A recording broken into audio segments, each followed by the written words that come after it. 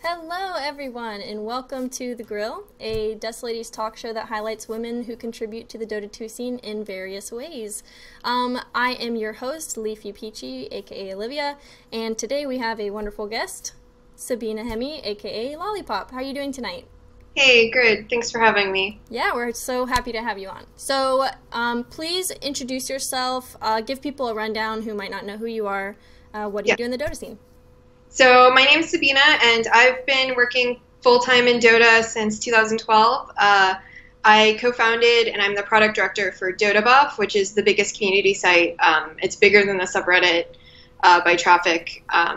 And if you've never been to our site, we do statistics for Dota 2, everything from like esports matches to pub matches and everything in between.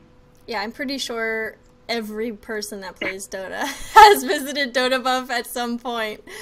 It's very popular. I hope so, but like, you never know. Yeah, for sure. So let's kind of get into your background so people can get to know you and where you come from a little bit more. So when did you get into the gaming scene for fun? And then at what point did you start considering it as a field, a career field that you would want to work in? Yeah, that's an interesting question. So I started playing video games, like literally I don't remember, like since I could press buttons is what I say, because I was lucky enough to be in a family where we had an early computer and we had the floppy disks, like the extra long like now kids think of a floppy disk as like, it looks like the save icon, but like there's like a double wide version of that that games used to come on. That I used to play on. So I've been playing games literally since then, and the first game that I got really into that was like esportsy was Quake 3 Arena in the early 2000s, or maybe it was like late 90s, I think. But yeah, and I don't know when I started considering a career in gaming because I always liked it, and when I was a kid, today I feel like people dream of like working in esports, but that wasn't as much of a thing, right? Yeah. Like it was going to work in esports, everyone was like, I want to be a game developer, and that never quite appealed to me. I was always worried that it would like ruin games for me. Yeah. So I wasn't sure if that was right for me. I kind of feel like I stumbled into working in the gaming industry by making this company. But the explicit intention wasn't that, I want to have a job in the gaming industry. It was more like, I want to solve this problem and provide some value to the community. Okay. So. Yeah, that's a really common trend, I think, for most people that work in gaming, is it just kind of like happened. It's not really something that I think the generation now, which I'm pretty young, but it's still like esports as a career is still very new. So people don't usually like, as a child think like, oh, I want to work in esports, So that's really it's really interesting that you started very young, since you could press buttons. I never really played that many games until I was a little older, but I watched my dad play Myst a little bit, but Myst was like the first game that I got as a gift for like Christmas. Such a hard game. You have to like take notes while you're doing it. I like wandered around for hours, and like I bet as an adult I would do really well in that game, but I feel like I didn't solve anything and just wandered around. Yeah, it's very hard, but the atmosphere is really cool. Anyways, so moving on. So you became an officer for the WoW Raiding Guild Blood Legion in 2008, and you were in charge of recruiting. How did that help you learn about managing online communities? It actually gave me a lot of management experience because, well, first of all, we were a really popular guild for recruitment, and it was seasonal. So like on an average week, we would process 50 applications, and on a busy week, we would do like 100 or 150 applications. Wow. And I would do, depending on our needs, between 5 and 10 interviews a week. So it was like a full-time job on top of grading, which was already a full-time job, and I was working on top of that. But it really taught me, I think, a lot about like the interviewing process, a lot about I would say one of the biggest takeaways with regards to management and leadership is that like setting expectations for people is so important, and figuring out how to motivate people and finding people who are motivated by the right things is incredibly important when you're building a team. Because like in WoW, nobody was getting paid to be there or anything. You somehow had to have this group of like 30 or 40 people be incredibly motivated on something that, you know, you couldn't really reward them. Like the doing well was the only reward you had. Yeah. So. Okay. Yeah. No, that's very very true. Though having a team that has the right motivation and that you work well with is super important. And that's amazing how many applications you handled. That's a lot of applications to do. It was a lot of work. And like, I mean, like being like, eventually people knew that they were going to get interviewed by a woman, but it was always like, you would like, you know, once every other week or something, you'd have somebody like you interviewed and they would just immediately disrespect you. Or like I had people leave the interview being like, I'm not getting interviewed by a woman. This is stupid. This guild's a joke. Even though we were like really highly ranked, like stuff like that happened. So it helped you like weed out the really, really bad people. Yeah. Easily. Like they at least had to pretend to like me for an hour. So yeah. Yeah. No, that's unfortunate, but that's true. It definitely weeds out the really obnoxious people from the very beginning. So. So what about when it comes to your education in regard to the fields? What kind of education or experience do you have, or did you have in computer science before DotaBuff? So I was a computer science major. I dropped out of school though. Full disclosure, dropped out. And then the job that I was working before this was actually at a financial services web startup, and I was working for an economics professor, and I learned a lot there that I think is really relevant to my job, because there's very few places where you're making websites that put a lot of data on the page for a lot of people, right? Yeah. That's not super common. That's becoming more common, but there's very few areas where that's possible, and finance is one of the few areas where that happens. The bad thing about working in finance is that like you're making websites for old people who have money, right? Like it's not the best crowd. I really like making websites for the Dota community because they're really smart. They aren't afraid of complexity, and I think for a stat site, it's like a perfect fit. Yeah, absolutely. I definitely agree with that.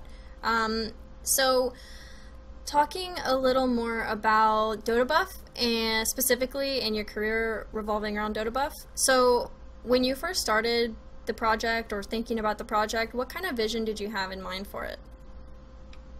So we had made a League of Legends site before we made DotaBuff that was a stat site. And we were like, we like this site, and Dota had more data, and Dota was a different game, and we knew we were going to have to do research and like treat it differently because Dota is not League, right? And in a million ways, like any Dota player can tell you, you know, the hundreds of ways that it's like different or better depending on how drunk they are, right? So we essentially wanted to be the place for stats, and then we were also really captivated with this concept of like there isn't a great way for you to like link yourself to someone else on a website. Like you have a profile in game, you have matches that you play in game, but how do you share those with other people? Because you can't link the in-game profile or match page or whatever. Mm-hmm. And then of course like the retrospective of wanting to look at your data and be able to see how you did and or how your friend did and share that. And flame them for it. Yeah. Okay, so you just kind of wanted to create like a central hub for people to be able to pull the information that they don't normally have access to and make it easily available to share with their friends, that kind of thing. Okay, cool. So it was very community-based. It wasn't just strictly statistics, but you wanted people to use it as kind of almost like a way to connect and communicate. Right, and then for me, because I had played, so I don't play Dota at a high level, but I had played WoW at a high level, and I knew that the community sites were doing some things that were really great, but often they weren't thinking about the game, I think, in the right way, and using statistics is, I think, a way that we are able to provide more resources or different resources.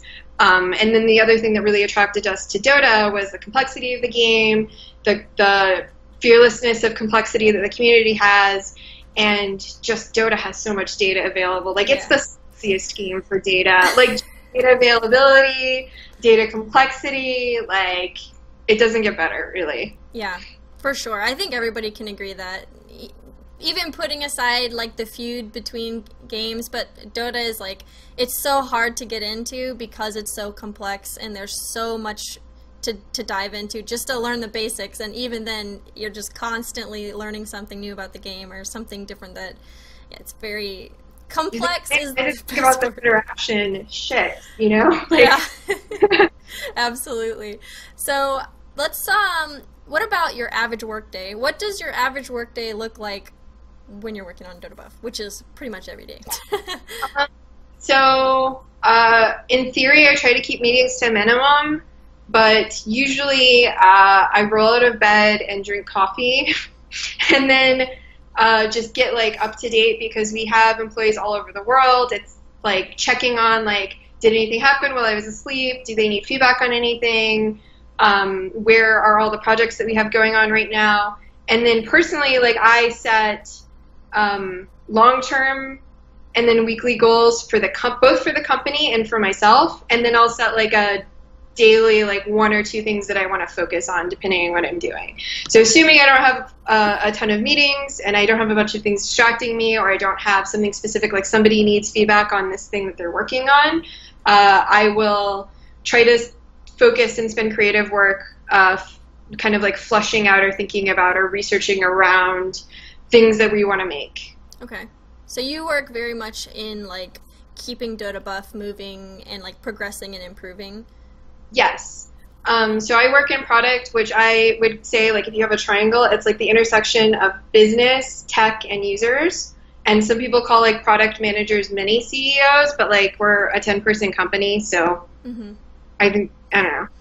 Titles are bullshit, right? But like, but yeah, so I'm literally the person who conceives often what new features we're going to be doing. I make sure that we're building them in a good way, and that we're potentially designing the feature in a sustainable way, and that it's going to be compelling.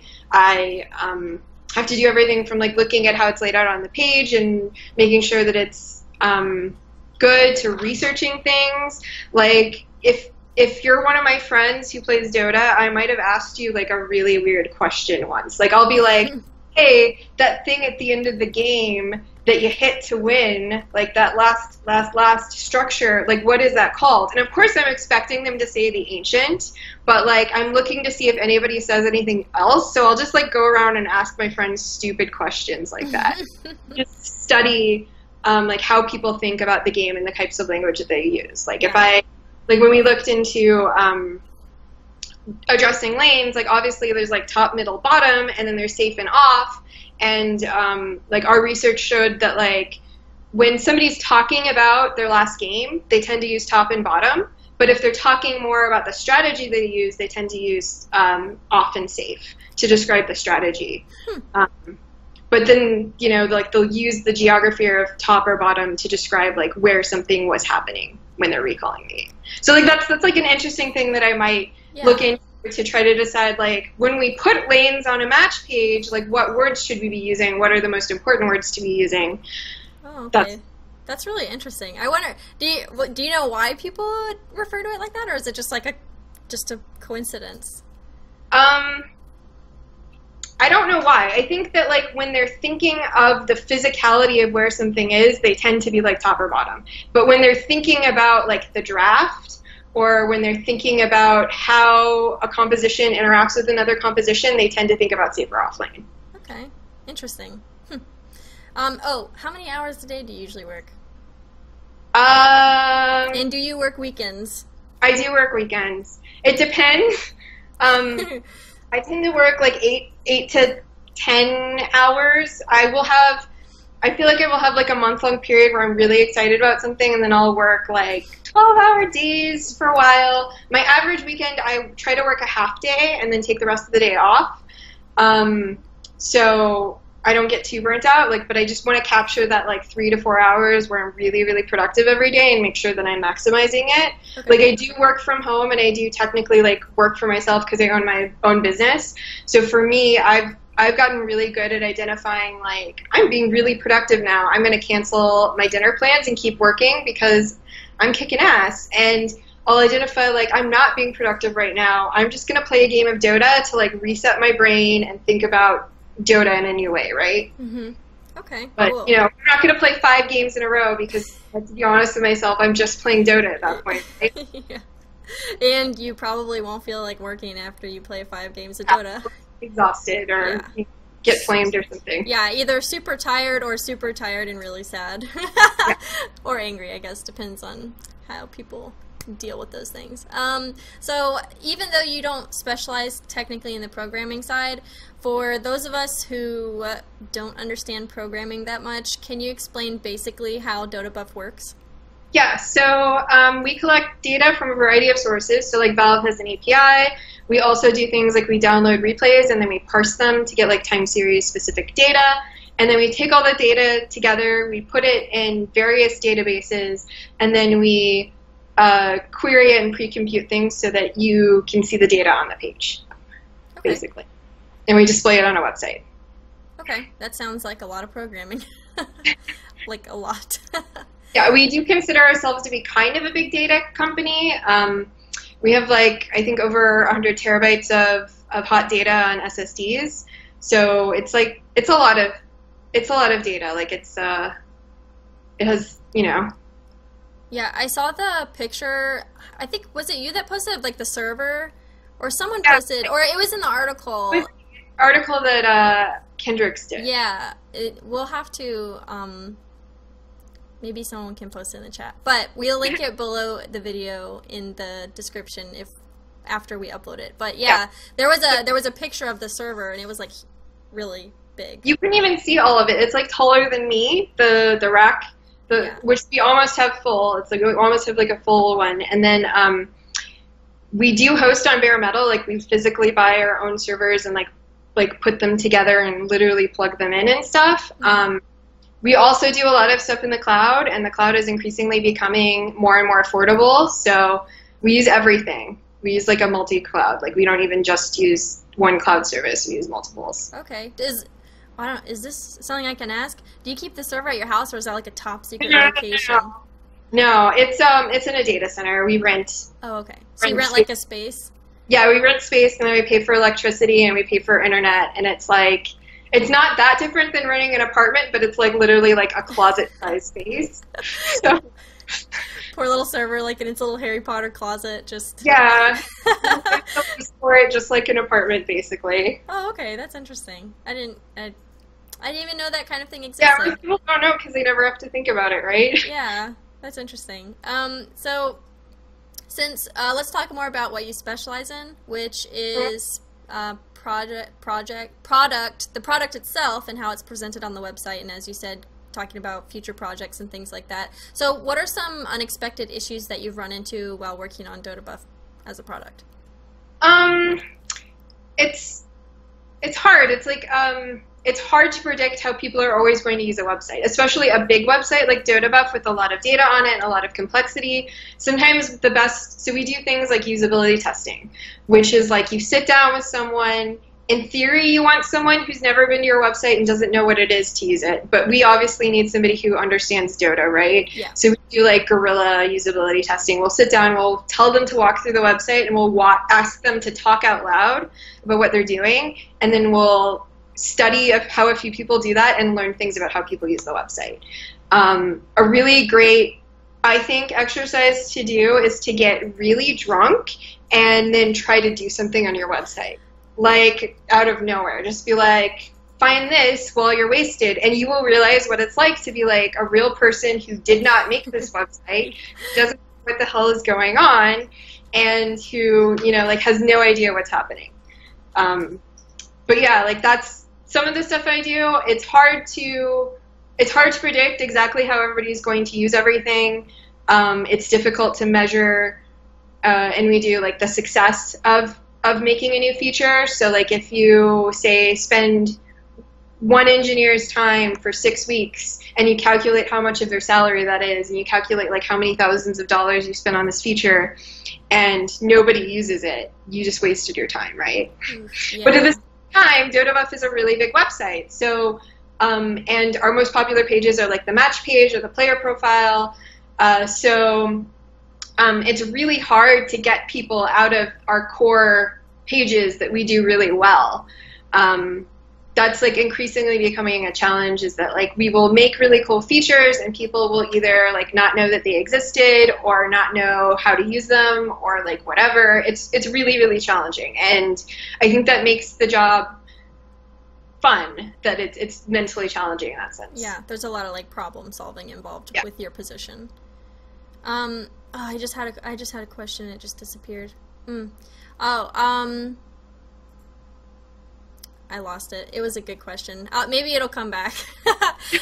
So you said that there's a lot of features that you feel people miss or don't know about. So what is something that most people don't know about DotaBuff that you wish that they did?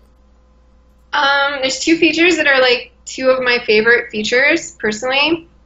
I really like our hero guides, which if you go to like a hero profile, there's like a guide section, and it's literally just high MMR games that have been played in the last like roughly 3 days. Which I really like it. Like if a patch comes out and you're like, shit, this hero's core item got nerfed and I just random it and I don't know what I want to do. Like it's really, really great to just get a gut check. Or even if you're like a good player and you're like, how are other 6K players playing this hero? Am I doing anything weird? You can just go there and see like good example games. And the games are recent enough that if you want, you can download the replay and watch them. So it's a great place for discovery for that. And then, I don't know, my second one would probably be, I really love the combat tab because it teaches me, which is on a match page, it teaches me interesting things about the game. Like you can see how many times you cast your ult, how many times you actually right-clicked, and it's actually way lower than you expect. Like a short game, a carry might right-click another hero like 50 times, maybe 150 in a longer game. Like you would think that would be more, right? Yeah, absolutely. And then just seeing like, you know, if you took like more damage or physical damage or magic or physical damage, how many people your ult hit, etc. Okay, yeah, those are both. The first one that you mentioned about like the high MMR matches, that's definitely really useful for people that like me in my level where I'm not really theory crafting like what the best item is right now, so let me go see who's actually good at doing that and pick what they're picking. The in-game guides are great, but like they can get outdated, or you're like, I don't know if this person actually plays this hero at a high level and stuff like that. So yeah, absolutely. I sometimes open like I play a lot of single draft, so I'll get a hero that I'm not used to seeing or playing, and then I'll just like go look at the guide if I've like never played that hero in the last 3 years or something. Yeah. I think in 6.84 when Enchantress was really strong, like Hurricane Pike and everything had just come out, and I was playing her and like totally wrong, and I was spamming her off lane in solo queue, and one of my friends is like, go look at the Dota buff, high MR, and go look at some of these players and see how they're playing Enchantress. And I came out with phase boots and a drum of endurance, and I started like killing everybody. It was great. And then and then it kind of fell off because got patched and whatnot. But that was some fun times. Yeah. I miss offlane Enchantress. Anyways, so how does DotaBuff stay competitive when there are other sites that are offering similar services? That's a great question. I think that if I could summarize in like one sense, like I think our competitive edge is the quality of the product that we create. A lot of other sites, they might have similar features, but they don't. I think their features tend to be lower quality, and then there's the actual usability of the website, and that our website, I think, is a lot easier to use and faster and more reliable than a lot of other sites. So I think those are kind of the two things that are a competitive edge. Okay, yeah, definitely, I think. And y'all are basically the original. Were you like the first kind of like Dota Stats website?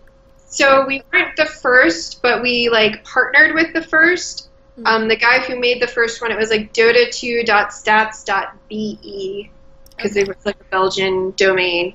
So that site we partnered with and worked with the guy who made that site. He helped us make DotaBuff. When we started making DotaBuff, like I had played Dota. I'd played Dota All-Stars, like Dota 1 years and years ago. But I hadn't played Dota 2 because I'd like was too busy playing the other games that I was supporting. So he, for the first couple months, was their Dota expert, and then I took over because he, left the company, and we've been doing it ever since. Okay, so you're kind of like the OGs, because you like partnered with the first website, and then you kind of like carried on that. Yeah. Okay. So besides DotaBuff, you also created a resource for Overwatch players, which is Overbuff, which anybody who plays Overbuff or Overwatch probably knows about Overbuff as well. What kind of challenges did you face transitioning from Dota to Overwatch? So normally, like, the biggest challenge when you're doing a site for a new game is like, where is the data coming from, and how much data do I have, and what am I going to do with it? And then there's also game expertise. Like, I had been playing a lot of Overwatch. Like, I got in the first day of, like, the Family and Friends Alpha. So I'd been playing Overwatch for months. So, like, the game stuff was easy. It was just a matter of knowing where the data was coming from and understanding how reliable the data was so that we could present something great. And then the limitations of, like, Overwatch doesn't have that much data available right now.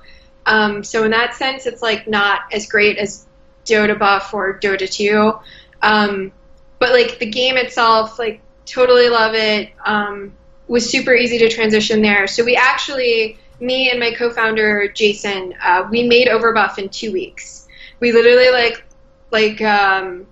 locked ourselves up in a room, and we were like, hey, guys, we aren't going to be around to give you guys new work. Pretend that we're on vacation, and we made Overbuff. Wow. 2 weeks? That's yeah. Amazing. We made DotaBuff, I actually looked this up, we made DotaBuff in 45 days. Granted, it had less features than it has now, right? Like a baby DotaBuff, but... Wow. Well, it seems like both of you, from what you've said, are, like, very task-oriented, and, like, you tend to throw yourself into the project. Because, like you said, if you're really involved in something, you'll take, like, 12-hour days and whatnot. So I'm not surprised that y'all, like, crank that out really fast, but that's still amazing. That's like a lot to do in such a short period of time. Did you like set a deadline, or was it just like, we're just gonna work on this till we finish it? So like basically we didn't know if we were gonna make an Overwatch website. Like obviously we knew we were working on making an Overwatch website, but we were like, I don't want to make an Overwatch website unless we think we can make the best Overwatch website. So we set a deadline of 2 weeks, and we're like, we're gonna see where we are in 2 weeks. And if we don't think it's good enough, then we aren't going to launch anything. And we were happy with where we were in 2 weeks, so we launched. Okay, wow. Well, that's amazing. I'm amazed at that. 2 weeks, okay. So this one is a little interesting. If you could send an email back in time to the day you started DotaBuff, what would you say? What would you suggest or warn yourself about? This is a hard one. I would tell myself to trust myself more and to speak up more.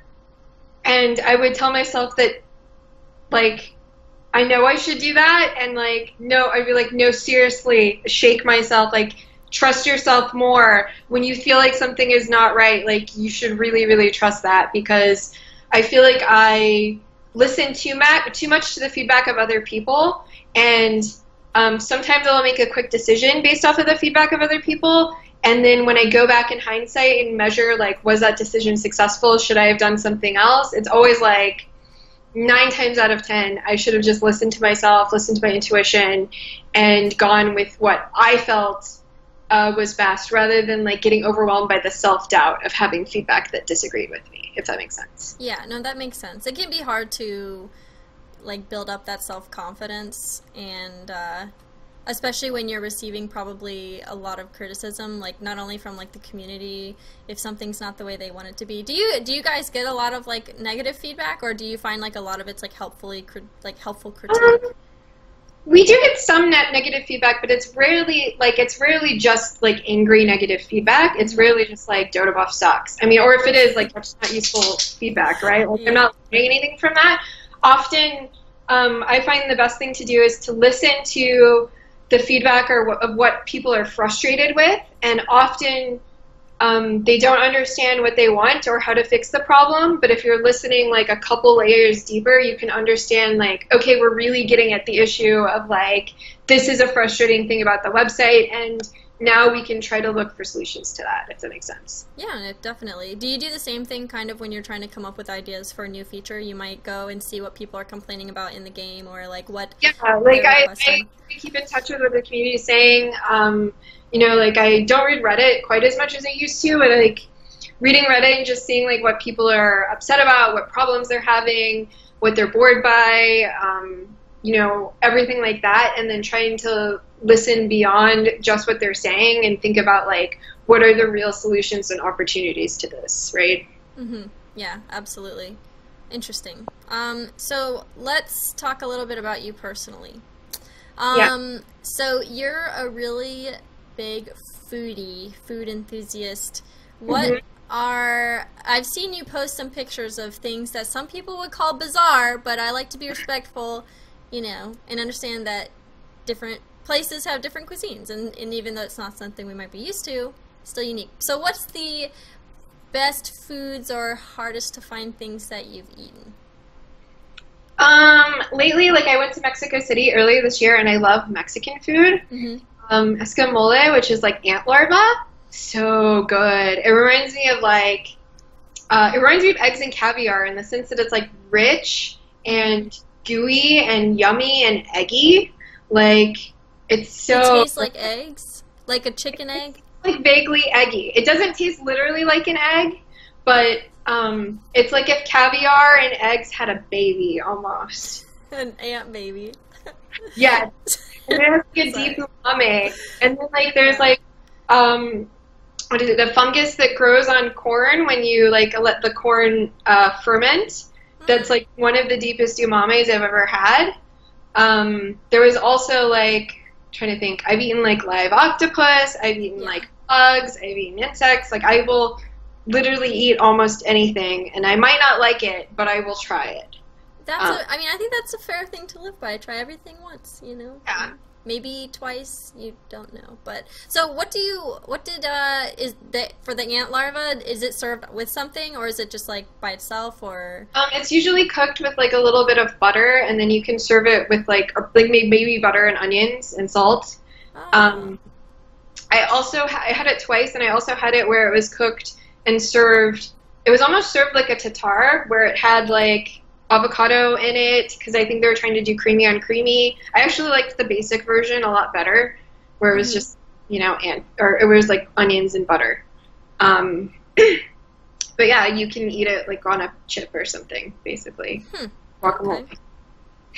Very interesting. Or with a fork, you know, it doesn't matter. It's the rules. So what about your tattoos? I'm sure people on the stream saw your arm. Yeah. So can you tell us a little bit about like what tattoos you have and like what your I feel like I'm going to disappoint you. I don't have that many tattoos. That's okay. I have this one, which is a bird and flowers, and it has absolutely. I'm trying to show you guys. I don't know. You can if you. It has absolutely no. There you go. That's very pretty, though. I love the colors. And then I have like another small one on my ribs. It's a lightning bolt, and what I really love about it is that it grows and shrinks when my body moves. But yeah, that's it. That's all I have. No meanings. They were just, you like the art. Was it like, I know a lot of people follow like artists, and the artist will put out designs or something and be like, first come, first serve. Is it that kind of thing, or did you just kind of go to an artist and like, I really like birds? I was really picky about who I wanted to do this tattoo, and I looked at her work, and I knew she was like really good at birds and flowers and leaves. So I literally was like, I want a bird and flowers and leaves. And I went and I didn't even know what kind of flowers I was going to get. I told her like a vague type of bird that I liked, and I was like, you can change it if you want, though. You know, like, I don't really care. And then what was really important to me was placement, because normally if you got like a sleeve, you might get the tattoo higher.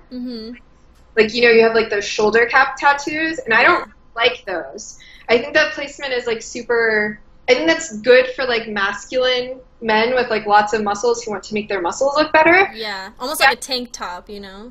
Yeah. I actually have really big arms. Like, I'm pretty swole. I wish I looked like that. Mine are like spaghetti noodles.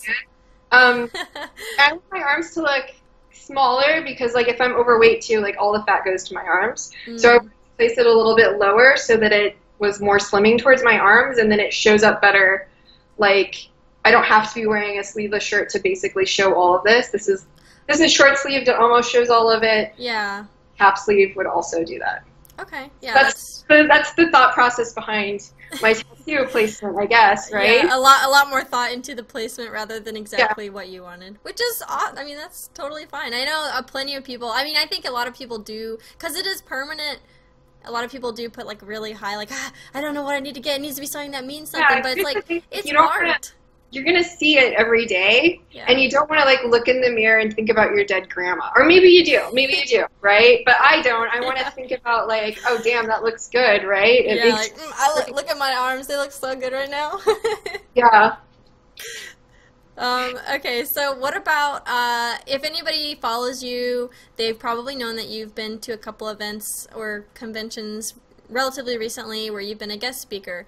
What's it like presenting to a live audience, and is that something that you want to do more of, or is it kind of, not it's something I want to do more of. When I was in school, I did a lot of speech and debate, like competitions, and that's very different than presenting to a live audience because it's literally about winning, which is never a constructive way to have an argument, by the way. Yeah. But I really enjoy it. I want to give back to the community, and I want to work on public speaking because I think it's really fun. It's kind of like a nervous rush like nothing else that I really, really enjoy.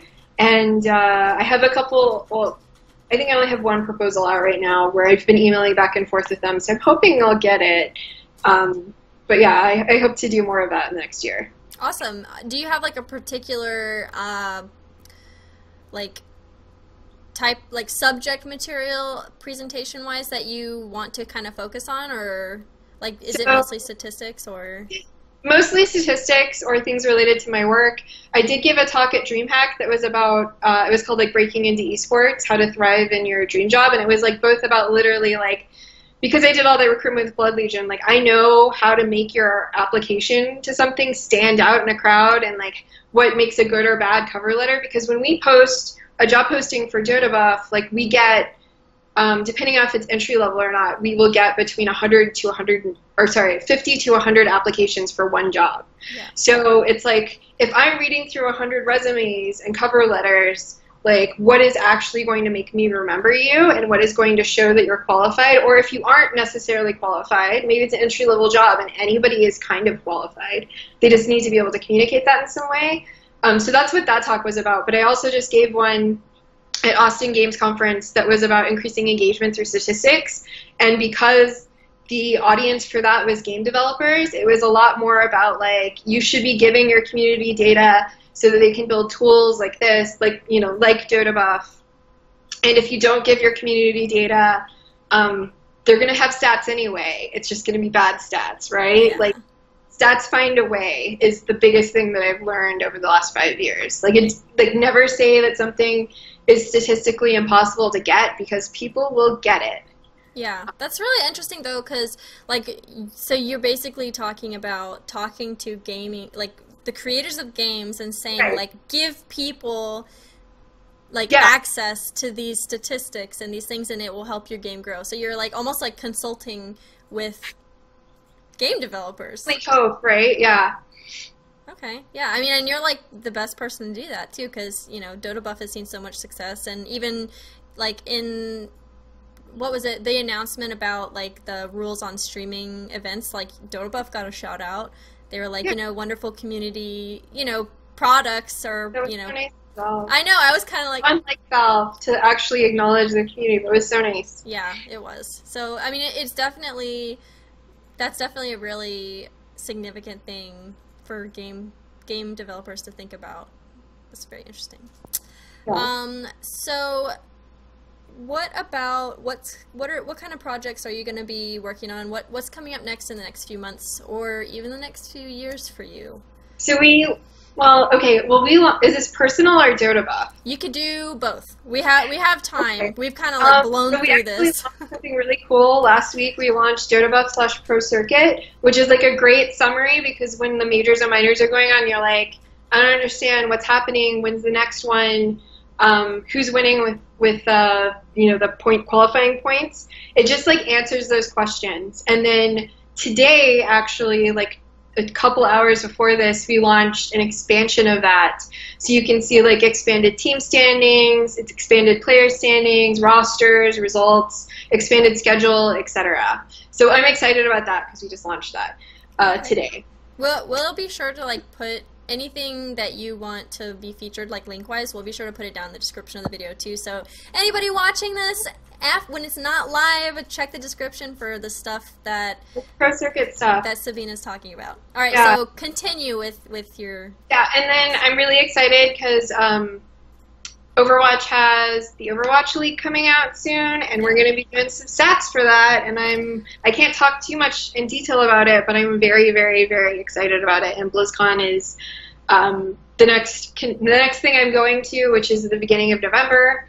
Very excited for that. If anybody watching is going to BlizzCon, say hi to me if you see me. Do you go every year, pretty much? Almost every year. I've gone almost every year for the last 10 years.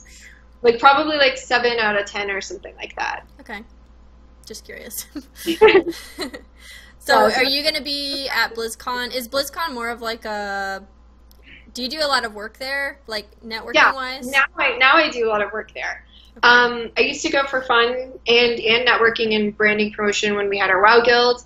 And I still see, like, tons of friends. I am lucky enough to be friends with a lot of people who work at Blizzard now over the years, and it's great to see them and my old guildmates, and several of my old guildmates even work for Blizzard now. And BlizzCon is really special. If you like cosplay, like, at least I personally have never been someplace that had better cosplay. Like, they get so many cosplayers up. Like, last year there were 10 plus cosplays that were like giant, bigger than life. Like, there were like 5 giant Reinhardts. There were divas that were in like life-size mechs. It was insane. Blizzard fans go hard. Like, I was thinking about this just the other day because like I used to be way more in the cosplay community. I haven't really done it much lately, but like BlizzCon is like the armor con where like everyone like just pulls out the big guns and like people work for like months and spend thousands of dollars on these costumes. I'm just like, wow, Blizzard has really dedicated fans. I will definitely credit them to that. I never really played any Blizzard games, like literally until Overwatch. I never did because I never really had a computer. But yeah, so I didn't realize how the fan base is like very dedicated to Blizzard. It's really amazing. It's great. And then it's very much the opposite of like TI in every single way, because TI is so tournament focused. Mm-hmm. BlizzCon has tournaments, but the overall event is not tournament focused. The overall event is like community and meeting people, and then they have panels where the developer tells you what they're going to build, which like never... That's like the opposite of Valve. Yeah, but I think Blizzard definitely like has more. I mean, they just have way more communication with the community. Yeah. I think they're like the gold standard for like do a good job communicating with your community, right? Absolutely, Valve. I mean, no shade to Valve. They're doing good lately. They're good about their system too. Yeah. But there's merits to both, but sometimes they drop us a bone like a patch date. Yeah. Yeah. It'll be a little while longer, people. Hang in there. So we kind of blew through. We have about 15 minutes until it reaches an hour. Is there anything else that you want to talk about, like that, like in regards to DotaBuff, or even like personally? Because we do have a few minutes, and like we can just keep going if you'd like. I'm sure that there's plenty more you can talk about in relation to DotaBuff or Overbuff or anything like that. I don't know. We don't need to talk about it. We can talk about anything else. Like we can talk about the Twitter drama. I think that's so much longer than 15 minutes. Which I will go ahead and say that we are planning to do a video segment on, not specifically the Twitter drama, but just the subject at hand. So anybody that is here to get Sabina's opinions, and if anybody cares about my opinions on it, and others, we are going to try to work on doing that. So stay tuned. So we're going to keep that for that video. But actually, I did want to ask you about, there is a video where you punch someone in the face. Yes. Can we get some background story on that? It's on YouTube if anybody wants to look it up, but it's an older video. But I was doing research on you, and I was like, wait, what? And I was like, that was a really good punch too. Like, that was, anyways, please tell us the background story. So the background story, sorry, my dog is begging. Oh, it's okay. It's too loud because he breathes loud. Hi, doggy. This is Sabina's dog. This is my dog. So that was with my WoW guild. We were at a BlizzCon one year. I don't know what year. This is like 2009, maybe 2008, 2010, somewhere around there. And there was some drinking involved. I had a conversation with one of the people in my guild before we went there, and I just said, like, as a fantasy, like, don't you ever wish that you could just, like, punch someone as hard as you know, like, as hard as possible and, like, not have any major consequences and, like, just, like, once in your life? And my friend was like, hey, you can punch me. Like a true friend. And so, yeah, and so we got a few drinks in ourselves, and I ended up punching him. That is not the person in the video. Here's the thing. He was, like, one of my best friends. Uh-huh. He's actually, like, a streamer now. Like, Heatbringer.tv. He's really good. You should watch him. I couldn't hurt him. I couldn't do it. Like, I liked him so much. But the person I punched in the video, Eric, who now works for Blizzard, he was like, oh, punch me too. I think this looks fun. And here's the thing. I don't really like him. Like, at all. Like, I really don't like him. All right. And you see the punch, and it was actually kind of hard, and he wasn't really expecting that. He was expecting, like, a love punch, like I'd given to, like, one of my best friends. Okay. But yeah, and someone was recording it, of course. Yeah, we recorded them all. Okay. Oh, so there's more punches on video? Yeah. Another punch after that, on Absalom/Philip, who is actually, like, literally my best friend today. Uh-huh. And it was like the baby tap punch. Yeah. See, here's the thing, because I had punched 2 people, and then I realized I had punched all the tanks, except for one, so I had to finish the job, right? Yeah, absolutely. You know, they gotta do their job. This is how, you know, alcohol makes me a completionist. Well, there we go. That's an admirable quality, for sure, even though maybe they might feel differently, but they did, you know, ask to be punched, so they consented. They did. They consented. Okay, yeah, I just wanted to, like, get a little background, because I was like, let me see if I can find anything, you know, that I don't know about Sabina, and I, like, type it, I'm, like, scrolling, I'm like, wait a second, what? And I, like, click on it, I was like, oh my god, that was, like, a real punch. Alright, cool. Well, good. We know the background story on that now. So, we will start wrapping it up, I suppose. So, a few announcements. This is actually the last episode of The Grill for Season 1. We will be taking a break for the holiday season because scheduling and whatnot, people will be busy. So we are going to be restarting in the new year. So look forward to a Season 2. We will be having more video content. Like I said, we're going to be having a discussion hopefully soon next month about more serious topics, and then some other video content as well. So as always, we will be uploading this VOD onto our YouTube and our Twitch a day or two afterwards to make sure, clip it a little bit, and feel free to link it with your friends, share, all that stuff. And thank you, Sabina, for coming onto the show. Thank you for having me. Yes, and we will have you back, I'm sure. And please check out her social media. Is it just Twitter, pretty much? At Lawliepop? Yeah. Which is just below her. Yeah, it's below her webcam right there. So give her a follow if you want to keep up, and also if you want to follow DotaBuff. DotaBuff also has a Twitter too. So if you want to keep up with that as well. Thank you everyone for tuning in, and I hope you have a lovely evening. Thank you. Bye.